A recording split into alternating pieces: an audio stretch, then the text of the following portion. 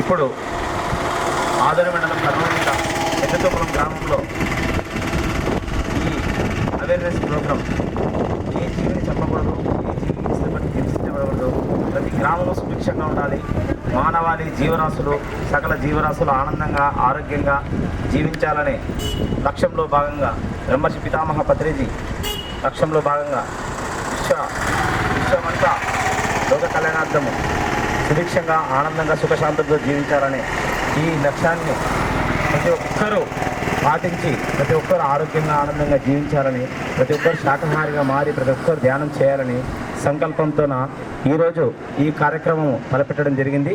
కావున ప్రతి ఒక్కరికి ఈ విషయాన్ని తెలియజేస్తూ ఈ గ్రామంలో ఈరోజు అహింసాయుత భూమాత సాక్షాత్కారాన్ని ప్రతి ఒక్కరూ అందుకోవాలనే ఉద్దేశంతో శాకాహార ర్యాలీ నిర్వహించడం జరిగింది.